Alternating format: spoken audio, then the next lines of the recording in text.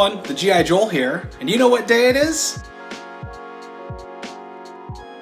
It's New Comic Book Day. Got a lot of great issues this week and a lot of big premieres, and I'm really excited to go over them with you. But before we do that, make sure you hit that like and subscribe button and share this video. To all of you that have been sharing and do like our videos, I just want to say thank you for helping me build my dream of one day owning my own comic book shop, and I am truly grateful to you. First up, Batman number 104, written by James Tynion, art by Ryan Benjamin, Danny Miki, Bengal and Gilliam March. The story of the Ghostmaker continues. We get more of the Ghostmaker's origin story, as well as how it relates to Batman. This issue adds a new aspect of Batman as a character. Oddly enough, at one point, he viewed Ghostmaker as a friend. The artwork and coloring in this issue are great, as we get different styles for the different periods of Batman's life. As the whole Bat family searches Gotham to find Batman, as the Ghostmaker continues to clean up the streets of crime to prove some kind of point to Batman. Next up, That Texas Blood number 5 by Chris Condon and Jacob Phillips. Randy is stuck in a hate-fueled, almost robotic-like state.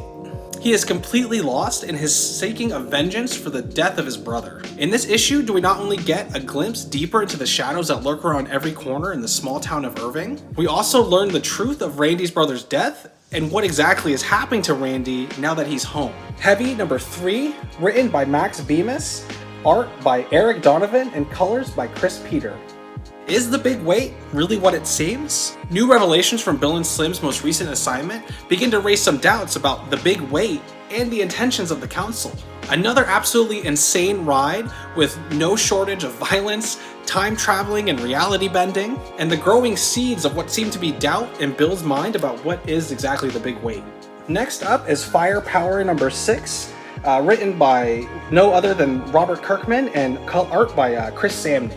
So Wei Lun has finally made his presence known and exactly what his role is and what's happening to Owen and his family. And I've had a lot of questions personally about Wei Lun ever since they've shown that he has a scorched earth tattoo, and we really get the background and the meaning as to why that's happened. We also get to find out more meanings behind the different roles of the groups involved in this story, such as the scorched earth, the flaming fist, and of course the dragon's claw. There are a lot of big reveals in this issue and a lot to process before we get into issue 7. Next up is Thor number 10 by Donny Cates and Nick Klein. Donald Blake is back, and he's back fueled by nothing but bloodlust and vengeance. Not only do we get to see what Donald Blake is truly capable of now that he's escaped, but we also see what his motivation is behind his actions. This could easily be one of the biggest threats Thor has ever faced, and we get to find out more of what happened to Donald when he was trapped inside of his paradise cage. Next up is Strange Adventures number 7, written by Tom King and art by Mitch Gerrits. We may not know exactly what Stephen Strange has done in terms of his accused war crimes, but if he did do something, we really begin to understand his motivations as to why in this issue. Stephen was truly, without a doubt, tortured by the Pickets, and his hatred for them is becoming more and more apparent. Not only is Stephen's hatred for the Pickets very evident throughout this whole issue, we begin to see through what lengths he's willing to take it. Next up is Daredevil number 25 by Chip Zdarsky, art by Mark Giacchetto. This is definitely one of the biggest issues this week. Matt Murdock is now officially in prison, and Elektra really just doesn't seem to care. The issue opens with her basically walking directly into his cell. We learn exactly why Elektra has decided to come back into Matt's life and what exactly her motivations are. But obviously, Matt does not believe in Elektra, nor does he trust her very much. And above all, he's dedicated to serving his time in prison for the crimes that he's committed. So what is Elektra to do other than prove herself to Matt? Next up is Batman Catwoman number 1, written by Tom King and art by Clay Mann.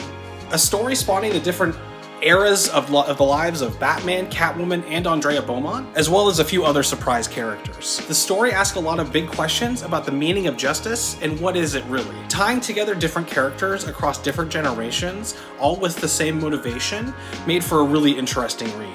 I'm really looking forward to getting to the rest of this series by Tom King. Next up is King in Black number 1, written by Donny Cates, art by Ryan Stegman, J.P. Meyer, and colors by Frank Martin. Noel is here and he is not playing any games. Right from the jump of this issue, it is a non-stop action thrill ride. Cates does not disappoint by spoiling every prediction and showing that Null is unlike any enemy that the Marvel Universe has ever faced. We are left with a lot more questions and very few answers. All I gotta say is this is the King in Black, and the wait was well worth it. Well, that's it for this new Comic Book Day pickups. Get anything different? Get some of the same books? Let me know down in the comments below, and thank you again for subscribing and supporting us at the G.I. Joel.